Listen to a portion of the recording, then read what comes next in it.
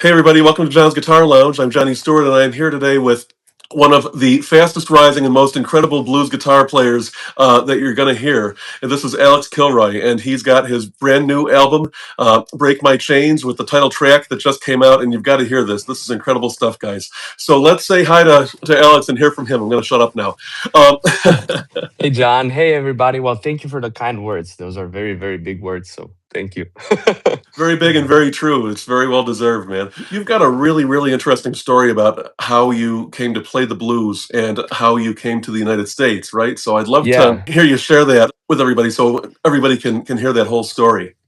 Yeah. Well, it's a long story, but We I have time. yes, Go ahead. we have time. Yes, I started playing. I was born in a very musical family. My father was a musical manager, also a guitar player before he became a manager. And so was always music in our household. And my aunt, she's a singer. So everybody sang at every Christmas party. We had instruments. We were playing, so caroling. So it was all that growing up. And my father realized that I had some musical talent when he was tuning his guitar. I was a little baby, and he was tuning the guitar, and I was kind of matching the guitar string. And it's like, oh, I think he's got talent. So he's like, okay, let's kind of pursue this, and bought me a little piano, and I had a little set of drums growing up, like every kid, and I was singing, and at some point I started singing when I was 2 years old, and he put me on a stage with the artist that he was managing at the time, and I sang a verse, and I remember being on the stage. And I just said that little thing, and that's when I got the bug. I'm like, wow, this is cool. I want to do this. You knew right So, then. You knew right then, huh? yeah, Yeah. exactly. Uh, And growing up, they decided, okay, we got to put him in music school. And in Romania, we have this kind of a system where you go to music school and you start from the first grade up until the 12th grade, and it's all classical music. It's okay. great. So I was accepted to the school, and I had two options: piano or guitar, or violin. I wish it was guitar, Oh. but piano or violin. So my parents said, okay, piano is very complex. If he wants to write music in the future, I mean, like, violin is an amazing instrument, but they decided piano. They put me in school. I started lessons in first grade, and my teacher, my piano teacher, asked my parents, "Do you want him to be a professional? Or you want him to be an amateur?" And it's like, well, professional.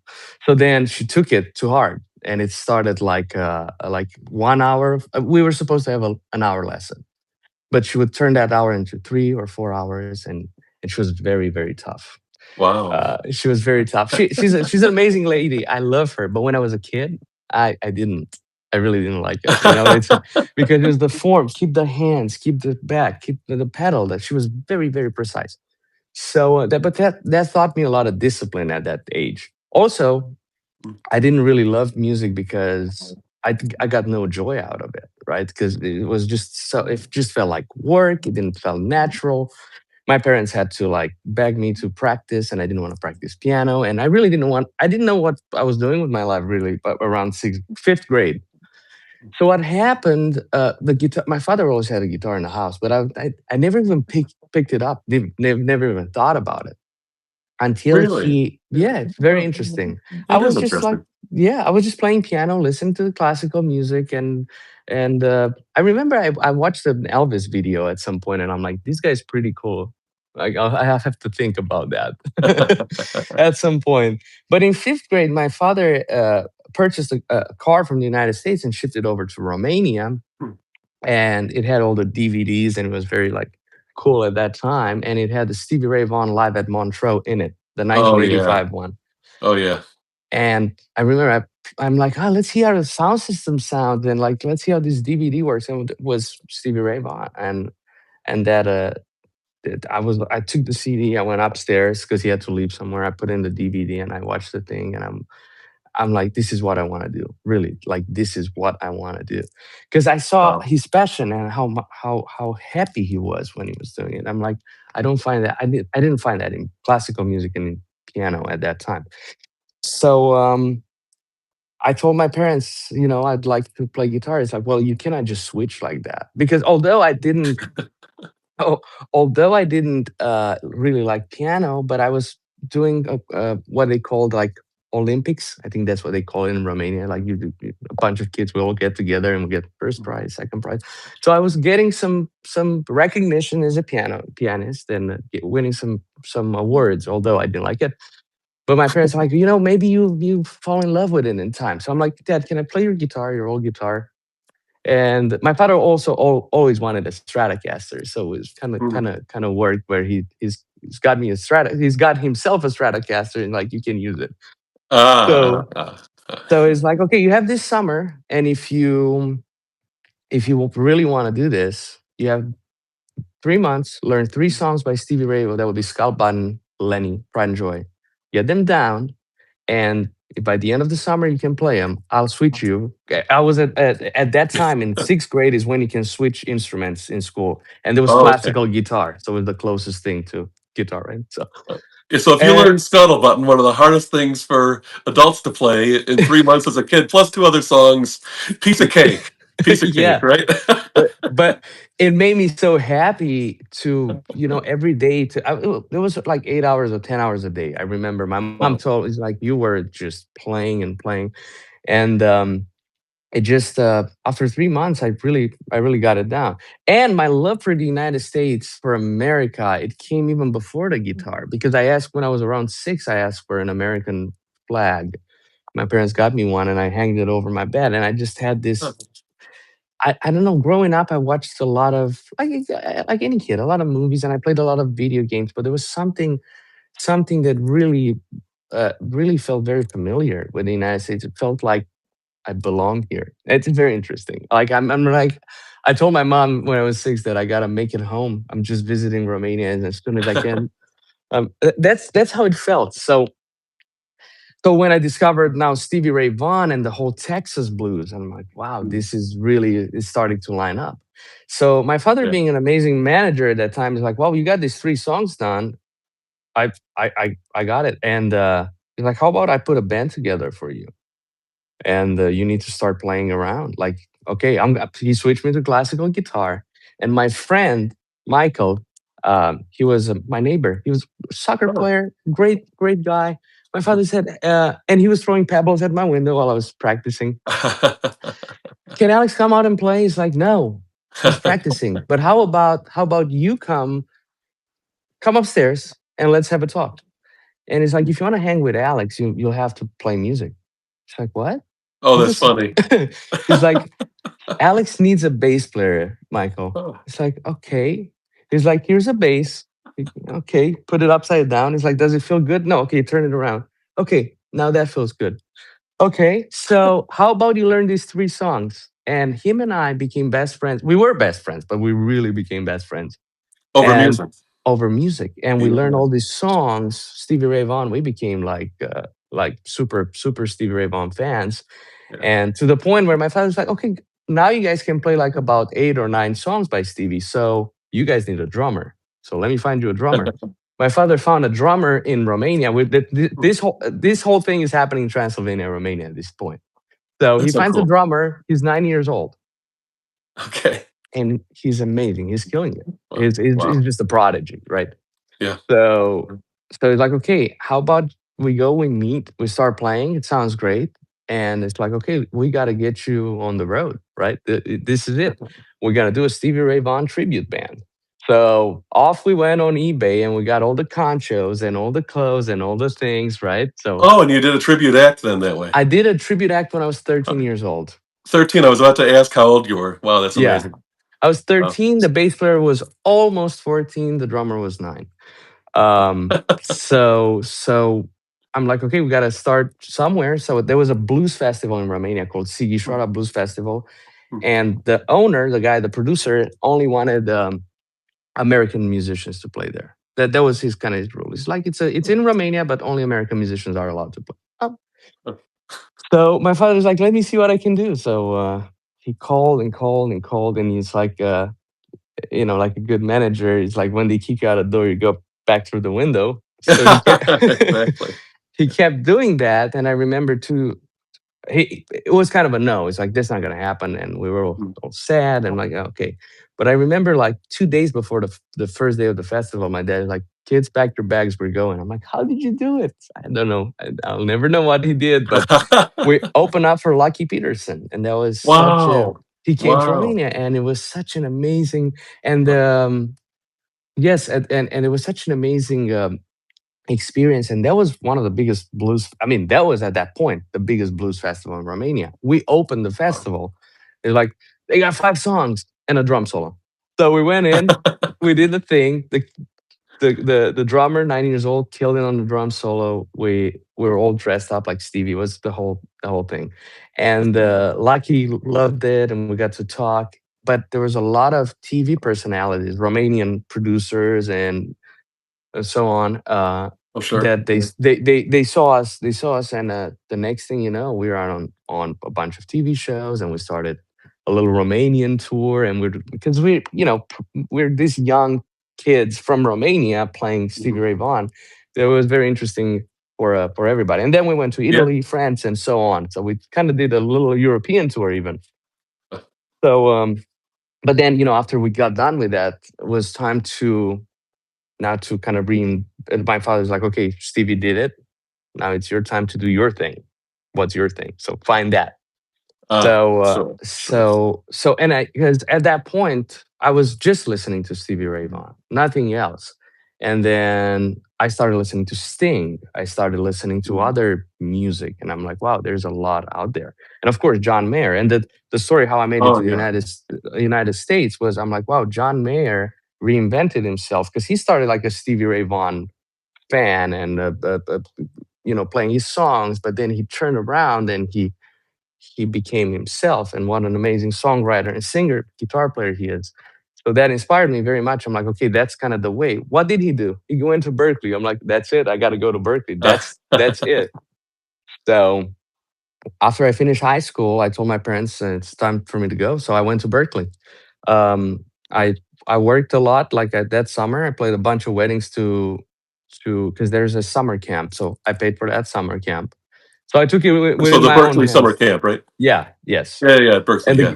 the guitar, the one in Boston, and the guitar Yep. clinics and all that. So and it was a whole thing because my parents told me it's like if you want to go to the United States, you got to have a very good reason to go. So going to Berkeley is like you're not going to go to the United States and just be a rock and roller. You got to go to school, kid. So I said, "Okay, mom and dad, I hear you, and I think that's a great plan." So I applied for it. I, I mean, it's not a big deal. If you got the money, you go there. They say, welcome. So I had a good reason to go to the embassy and say, "Hey guys, I'm Alex. I'm going to Boston, to Berkeley." It's like, "Oh, here's a visa." I'm like, "Yes, I got the visa." That was the first step. So then I went to Berkeley, and it was amazing. And my guitar teacher, who's I think he's the head of the department there, Jeffrey Lockhart. He's an incredible Oh, musician sure. and such a good friend and mentor and teacher. He taught me a lot. And he said, "Oh, I really wanted to be a Berkeley student, and I applied for." Since I was there, it's like, "Do you want to apply to become a student?" I'm like, "Yes, that's my dream." So I went in. I played a song by Doug Seven because in the meantime I got into the chicken picking world. So I Oh, okay. I just learned something like Johnny Hiland, Doug Seven. Those are Johnny Hiland, yeah, yeah, yeah. yeah, he's incredible. So I put together like an 8 minute thing with just like chicken picking stuff and they liked it and they said in October you're gonna get an answer. I was living in Philadelphia now, waiting for that answer with my very good family friends, my parents' friends that they're also Romanian. They live in Philadelphia, so they offered me a home while I was figure life Oh, out. wow. Wow, that's So wonderful. incredible people. So I got the letter. It said, Alex, we're very happy to announce that you are accepted to Berkeley and you have a scholarship for $22,000. Like, Wow. wow, that's Wow. amazing. The the whole thing was like around 65, so it was a great help, but at that point it was not enough. But it's still a lot of money. Yeah, still a lot of money. Yeah, and in Europe, college is not that expensive, right? So my parents Mm, were not like ready for the mm. Ivy League school, me growing up. Because here I know, like I for see. my daughter, we're getting ready for the college now, because it's crazy, right? So Oh in yeah, Romania it was a little different. So my parents were not ready for such an expense. So I'm like, no problem. Let's see how I can make this work. So there was no way for me to get a Romanian government doesn't have anything to get loans like that. So I see. I see. but and but I decided, look, I need to get the rest of the money. So I'm probably gonna go to The Voice. So Romania had The Voice at it was $100,000 for the first prize. I'm like, I just gotta go get that, and I go back to Berkeley. It's easy, right? Right. Yeah, piece of cake. Piece of cake. So I went and I fought hard. It was great, and I made it all the way to the final. It was just me and another girl. It was the night of the final, and I'm like, okay, and the winner is she was the winner, and I didn't win that night. And I'm like, Oh oh boy, man, now what?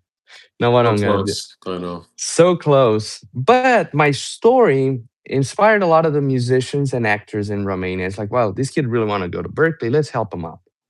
So there was a singer, songwriter, actor in Romania that put together a concert series. I mean, it was just a big um, campaign called "Pay It Forward." So we did a Okay. video with a lot of Romanian artists and singers and so on that went pretty viral. We went to the radio, TV in Romania at the time, and we gathered, I think, around 4,000 people or something like that. It's a big Wow. venue. It's one of the bigger venues in Romania. A lot of people showed up, and out of the tickets, I got to keep the profit so I can go to Berkeley. Again, it was still not enough to cover that, but it was enough for me to I'm like, "Okay, now I have a visa. What can I do?" And, I'm like, "You know what? My dream is to play at Buddy Guys Legends in Sure. Chicago." So one night, I looked online and I found Mark Maddox is, the talent buyer at Buddy Guys Legends. So I found his phone number and I just called him and I say, "Hey man, my name is John Smith, something, and I'm Alex Kilroy's manager, and man, this kid."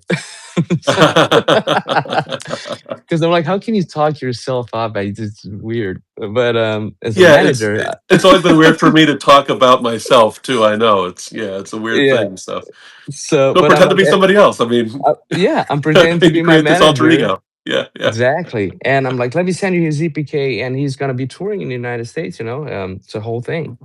And just I made it all up. And he's gonna be touring, and he'd love to play at Buddy Guys Legends, and he's gonna be around Chicago in August.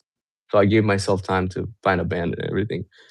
Smart. And yeah, and Mark got back to me. He's like, "Wow, he's cool. Okay, how about August 18?" And I'm like, "You got it." Wow. So then I'm like, Wow. "Wow, I booked a gig at Buddy Guys Legends. I got the poster and everything." So I'm like, "Oh, now it's on." So Yeah. I didn't know anybody in Chicago. So I called my teacher Jeffrey Lockhart at Berkeley. I'm like, I know you're in Boston, but can we find some musicians in Chicago? And he gave me two wonderful, amazing Hmm. bass player and drummer. The drummer passed away in the meantime, but Oh, I'm sorry what to hear that. yeah, but beautiful souls and amazing musicians. Hmm. So I Hmm. called him, I sent him the songs, and flew to Chicago. Got a I got a hotel. I went straight to Southside Chicago to the rehearsal space as I landed. We played the set, and I'm like, "Wow, this is amazing!" Made new friends, and 2 nights later, I was at Body Guys Legends playing, and it was so incredible that I walked in and Mark is like, "So where's your manager?" I'm like, "Oh, he stayed over in Romania." Hmm. Like I was Yeah. He looking didn't forward need to to meet come. Yeah. looking forward to meet John. I'm like, "Yeah, well, I'll send him."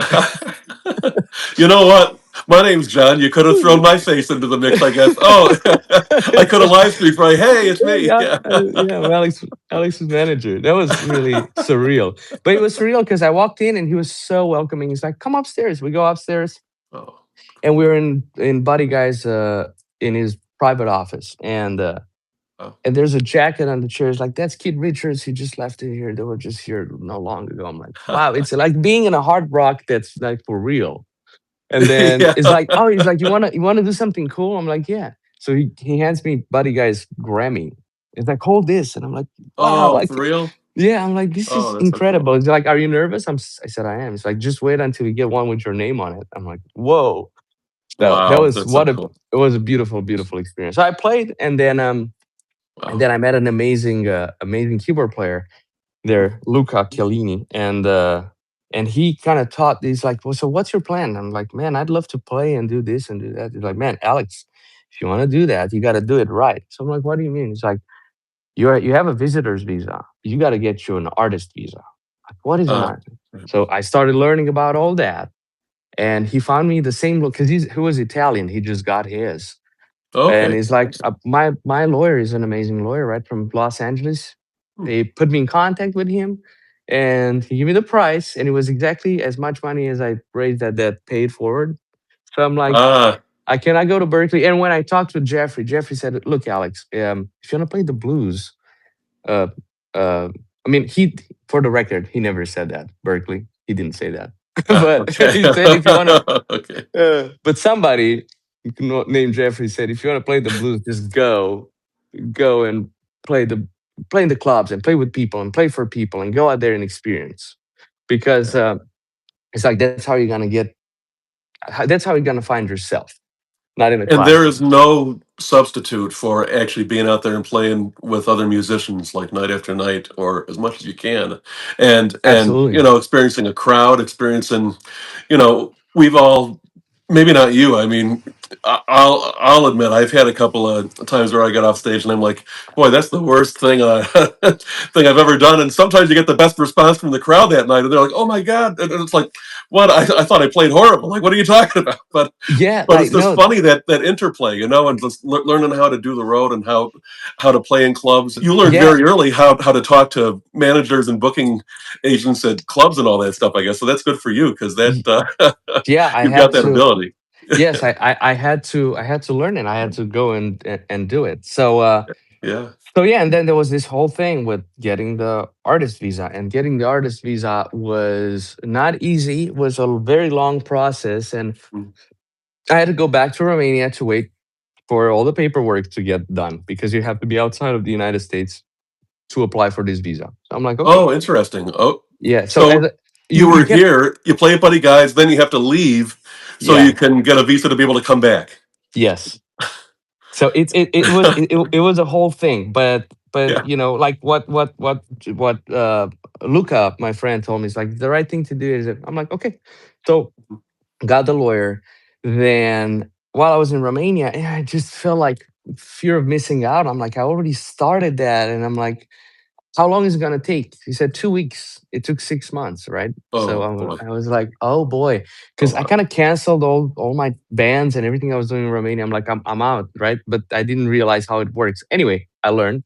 I was back in Yeah. Romania waiting, and one beautiful thing that happened since I played the voice and the band that was playing behind me at the voice and behind everybody, they were my friends even before the voice. So Oh, I cool. started playing with them and did a little tour while I was waiting, Well, that's great. and the musical director for the channel, the channel that the voice was aired on, called Pro TV, he called and said, hey man, we just bought the license for Dancing with the Stars, putting together a band, and it's a 10 we're going to do 10 episodes, and I'd love to have you on guitar on that. So I did Wow. So Dancing with Dancing this. with the Stars in Romania then. Yeah, yeah, Okay. so they bought the license, and it's the same thing. So I was Yeah, in the yeah, yeah, box, yeah.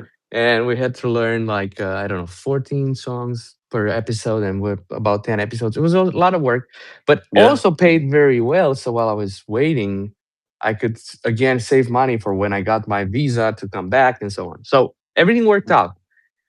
I think if there's And a mantra for me is patience. That's my thing. It's patience, patience, patience. I'd say it's two P's. I'd say it's patience and persistence because, good things come to those who wait, certainly, but also your drive. And I think you get that from your father as well, from the sound of it. Just that Go get it.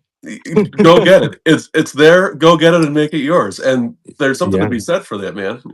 You mentioned a friend of mine before, and I'm blessed and honored to be able to call Johnny Hiland a friend. He's been on my channel before. I met him for the first time down in Nashville when I was like 13 years old, and Johnny was a few years older. He had just gotten to Nashville and stuff and was playing Robert's Western World with the Don Kelly Band and all that stuff. While we're here, anything you'd like to say to Johnny, and I'll make sure that he sees it. Well, And, Johnny, I love you. You inspired my childhood, my playing, my you really made me a better musician through your music, and thank you for gifting the whole world with your amazing talent. So I love you, Johnny.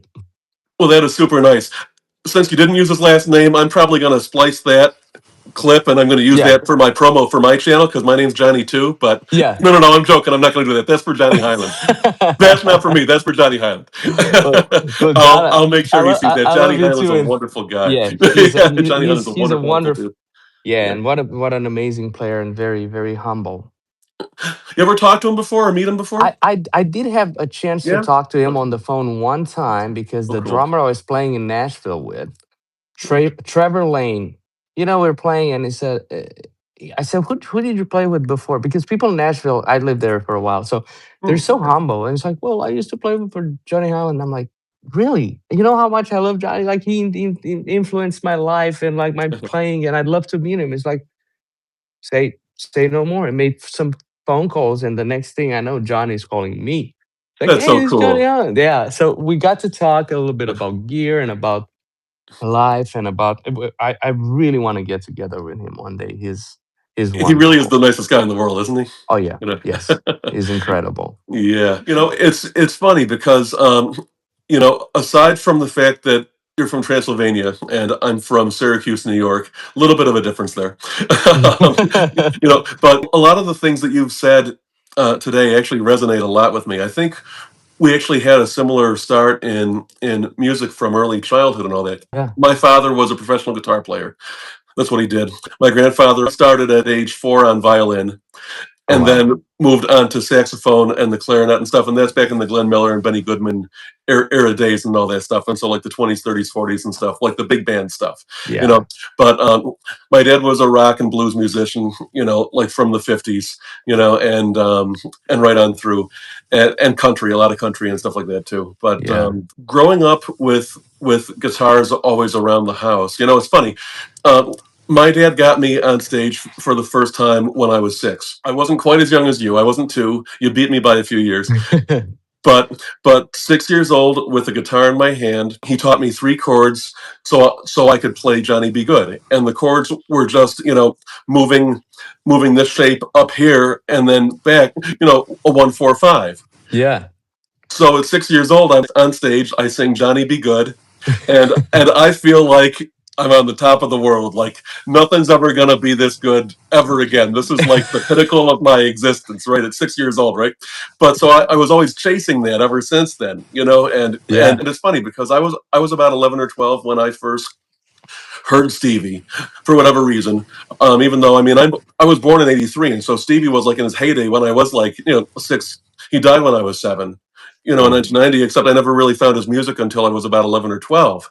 But wow. but once I did, I just like you. I just went into that rabbit hole, and I'm like, wow, this is like just that energy and that It's drive and the that it's the power. it's the Yeah, energy. He has such a yeah, beautiful energy. We're all energy. yeah. His energy was he was just channeling so much positivity. That's why people just are attracted to him so much. I Oh, think you're also absolutely right. he's a badass guitar player, right? That That's that true. helps. That's true. That is very true. Your new album and your new song, "Break My Chains." Yes. First of all, the title. I think we've probably hit on a lot of that stuff. The inspiration for that title and that mantra, that patience and that persistence.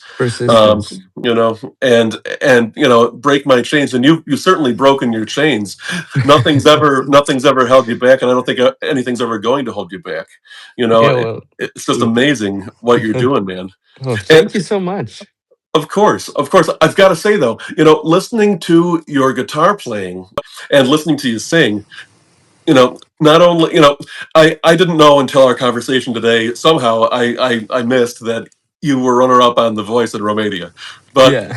but the first time I heard your vocals, I'm like, wow, this guy's got the makings of a star because you can write incredible stuff, you can play incredible guitar, and you can sing. and not just that you can sing, like a lot of people force themselves to sing. You're a hell of a singer, Thank and you so much. thank you for sharing what you have with everybody, because I know it's a passion to be on stage and all that, except it's also, you've got a boatload of talent. It's funny, like early on, like right before the official interview started, and maybe I'll like splice a clip in, or at the end of this I'll do some bloopers and some behind Yeah. the scenes stuff or whatever at the end of this, guys. but Yeah. but we were talking like, hey, you're the total package, but like, but you actually are the total package, man. I mean, it's true. I've got to ask you though too, you've got that Pontiac on the album cover. Is that your Pontiac, or was that borrowed from somebody? It's That right vintage here. Pontiac. Ho ho ho, look at that's been there the whole time. It's been with us. Yeah, It's it's been in the with us. family. This is my father-in-law. Yeah. He has Oh, some cool. some amazing cars, and Huh, he was very very nice. And it's like, oh, I get to drive it, and I said, hey, yeah. can I do a little cover with it? And he said, yeah, sure, absolutely. So that's That's awesome. I love perfect. that car. I love classic cars too. So You and I'm me really both. You and me both. yeah, I'm Yeah. grateful I get to be around them and drive them sometimes. Oh, that's so cool. So That's so cool. See, I wasn't joking, guys. Truly the total package. If you're into cars, Alex is your guy. If you're into blues and guitar, Alex is your guy. One thing I started saying before, and I sort of sidetracked myself though. You've got such an eclectic style to your songwriting, and it's clearly founded in the blues. It's got a lot of blues feel, but it's certainly not just like 12 bar, like, you're like what the traditionalists would probably like turn their nose up at and say, we just want to hear a shuffle. But there's so much more to the blues and advancing that genre. And I talk to a lot of blues guitar players about this because I try to do the same thing. I'm certainly not doing it on the scale of somebody like you or like Kenny Wayne Shepherd and guys like that, but like yeah. you know, you you're playing blues, but you've got so many other influences coming into it that just makes it so listenable, even for people who might not think, oh, blues, it's just three chords or whatever. You're doing some really tasty stuff, and how does your songwriting process happen, and where did all that stuff come from anyway? Well, it comes from the ether. Well said. Well said. Yeah. When you're channeling it. But I grew up like with classical music, then with Romanian music, then with Romanian gypsy music, with blues, with then country. Then it's like like it's a big platter of music that I listen and love growing up. So when I start writing, and one person that really influenced my writing is Sting, Oh, okay.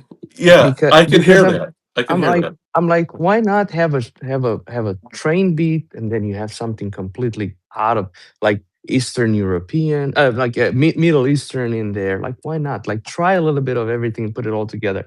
In the end, if you have a message, a simple melody, you have the point of the song, and then you're allowed and to color it however you want, and that's how I see my music.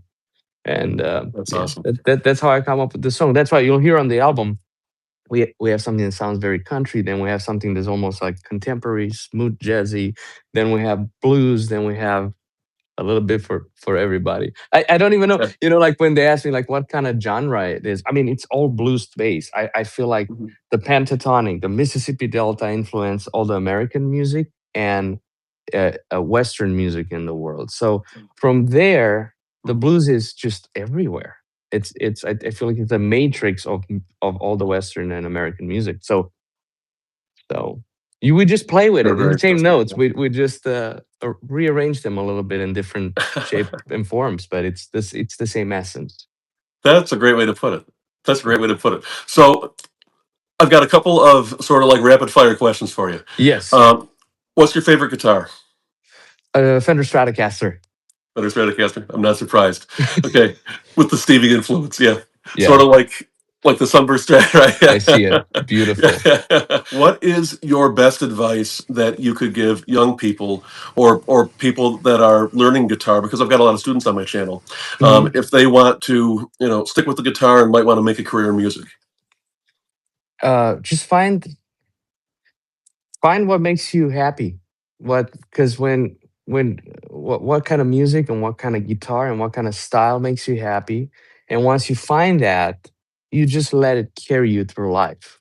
That's it. And then That's awesome. you just learn, everything comes easy. I mean, it doesn't come easy. It will still take you 12 hours to get it, right?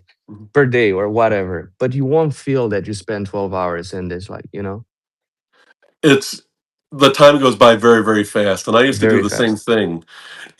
When I was a kid, especially like once I started doing a solo act and everything, and suddenly it's all on me as a young teenager. I'm sort of like, I want to go out and I want to do a solo act and play acoustic guitar and do that sort of thing. And so I still do that now every once in a while, even on my channel or whatever.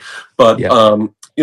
but I just spent hours and hours and hours just basically learning how to be a drummer, a percussionist, just using an acoustic guitar and not like banging on it and stuff like a lot of like super talented people do. I don't have that skill. I never tried that or trained for. Well, I tried it. I never thought I was any good at it, but just I've got a very heavy attack, like sort of like Stevie. I've Yeah. got a very heavy attack anyway, and so I used to break a lot of high E strings until I went up a gauge. Like when I was a little kid, I was always breaking E and D strings because I've got such a heavy attack. My dad would be in another part of the house, and he's like, "You're not even plugged in. I can hear you upstairs in the back room trying to watch TV. Why are you playing so hard?" It's like what are you talking? I didn't know what he meant at the time. It's just my attack. How important would you say um, all of your different musical influences have been, and the versatility that you've had throughout your life, different styles of music?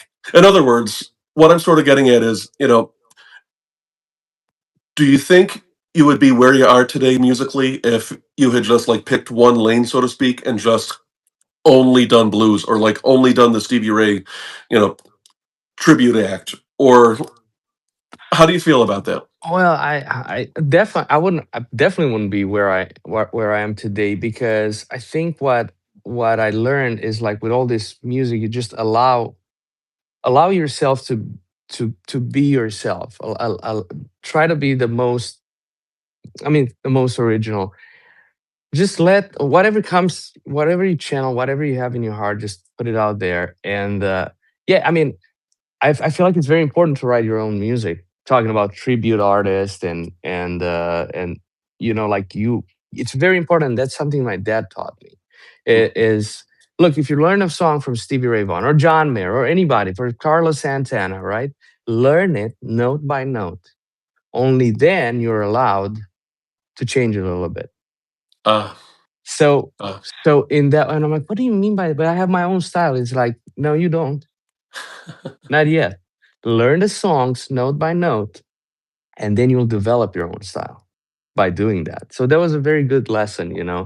So that's a great so lesson. so yeah. So it was very good for me. So when you learn a song, learn it from top to bottom, note by note, and then you are allowed to change something. So In- Interesting. yeah, And that might seem counterintuitive at first, especially like with Stevie, because I've heard so many times over my life, Stevie never played the same song the same way twice, yeah, and stuff like that, which is all true. But if you at least start with like what's on the album or like what's on the live '85, you know, yeah. Live at Metro album and stuff like that, learn that, and then you're really immersing yourself in that In player's style, and then you style. can Then you can, build on that and yourself. do Yeah. that with all the players you're looking that inspire you. Learn the songs note by note, and then you gotta, your baggage just keep growing and grow. That's kind of what happened to me. I'm like, how do you develop your own style? I'm like, you just learn a lot, you copy a lot, because people are like, well, don't copy. Well, yes and no. Like, if you look at Stevie, he had his influence and you can hear them. Albert King, right? You can hear that he took something from there, but he didn't copy him note by note. He did at some point in his life. And then he's like, well, I'm Stevie Ray Vaughan because I also learned this, and that. So, or like, Yeah. Michael Jackson with James Brown. I always saw, you know, very similarities, the way they dance, the way they treat themselves. So you just learn from the masters, and then it will happen overnight, because you keep applying it and keep what you like, and what you can do very good will stick with you. And yeah,